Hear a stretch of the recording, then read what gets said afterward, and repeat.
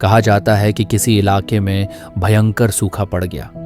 इस सूखे की चपेट में न सिर्फ इंसान बल्कि पशु पक्षी भी आ गए। मवेशी पालने वाले लोग बेहद परेशान थे। इसी दौरान एक मस्जिद के मौलवी ने जुम्मे के खुतबे में पूरे यकीन के साथ कहा कि अगर अल्लाह का नाम लेकर यानी बिस्मिल्लाह पढ़कर नदी को हुक्म दिया जाए तो वह भी इनकार नहीं करती। खुतबा सुनने वालों में एक चरवाहा भी मौजूद था। मौलवी की यह बात उसके दिल में बैठ गई और उसने इस पर पूरा यकीन कर लिया। वह वापस आया, अपनी बकरियों को खोला और सीधे नदी की ओर चल पड़ा। ऊंची आवाज में बिस्मिल्लाहिर्रहमानिर्रहीम पढ़ा और नदी से कहा कि वह अपनी बकरियों को दूसरी ओर चराने ले जाना चाहता है, इसलिए उसे नदी पार करने दे। यह कहकर उसने अपनी बकरियों को साथ लिया और नदी पर चलता हुआ दूसरी तरफ चला गया। नदी के उस पार का इलाका घास से भरा हुआ था। वहां के पेड़ पौधे भी हरे भरे थे क्योंकि वहां कोई नहीं जाता था। चरवाहे ने अपनी बकरियों को अच्छे से चराया और वापस लौट आया। अब यह उसका रोज का काम बन गया। वह बकरियों को नदी पार छोड़कर वापस आ जाता और शाम को उन्हें लेने चला जाता। उसकी बकरियां पहले से ज्यादा मोटी तगड़ी हो गईं। लोग हैरान हो गए और उससे पूछने लगे कि वह बकरियों को क्या खिलाता है। वह सीधा सादा और सच्चा इंसान था। उसने साफ साफ बता दिया, मैं तो सिर्फ बिस्मिल्लाहिर्रहमानिर्रहीम पढ़कर नदी पर चलता हूं और बकरियों को दूसरी तरफ चराने ले जाता हूं। लोगों ने उसकी बात सुनी लेकिन किसी को यकीन नहीं हुआ क्योंकि यह तो नामुमकिन सी बात थी। लेकिन यह बात धीरे धीरे फैलती गई और आखिरकार मौलवी साहब तक पहुंच गई। मौलवी साहब ने चरवाहे को बुलाया और सारा माजरा पूछा। चरवाहे ने मुस्कुराते हुए कहा, मौलवी साहब, मैं तो आपका शुक्रिया अदा करने वाला था। आपने जुम्मे के खुतबे में जो तरीका बताया था कि बिस्मिल्लाह कहकर नदी को भी हुक्म दिया जाए तो वह इनकार नहीं करती। बस मैंने वही किया और अल्लाह ने मेरी बात रख ली। मौलवी साहब हैरानी से उसका चेहरा देखते रह गए।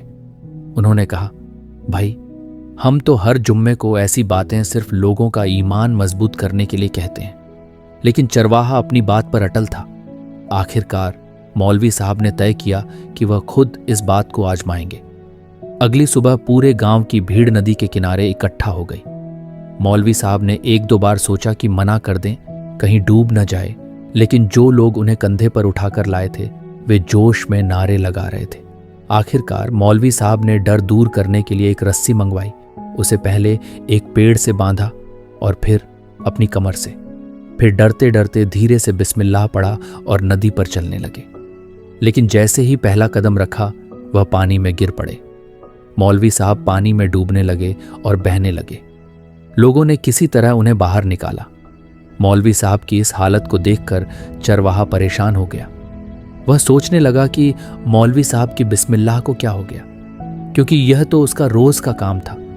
उसने बिना हिचकिचाए फिर से बिस्मिल्लाह पढ़ी, बकरियों को इशारा किया और उनके पीछे पीछे नदी पर चलता हुआ दूसरी तरफ चला गया। फिर वापस भी आ गया।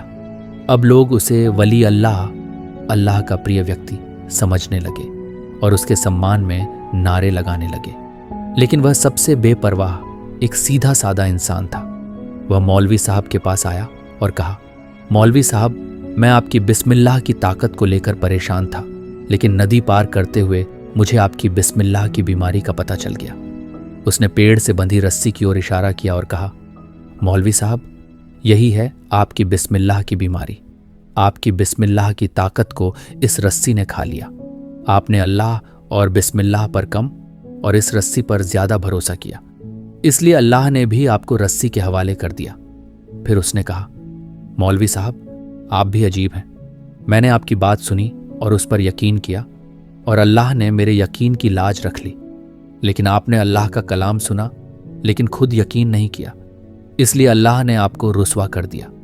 प्रिय मित्रों, हमारी नमाजें और दुआएं भी इसी तरह यकीन से खाली हो गई हैं। मुझे उम्मीद है आपने इस कहानी से बहुत कुछ सीखा होगा। अगर आपको यह सबक पसंद आई हो और आपको मज़ीद पुरानी कहानियाँ सुनना पसंद है तो हमारे और आपके चैनल इंस्पायर हब स्टोरी को लाजमी सब्सक्राइब करें।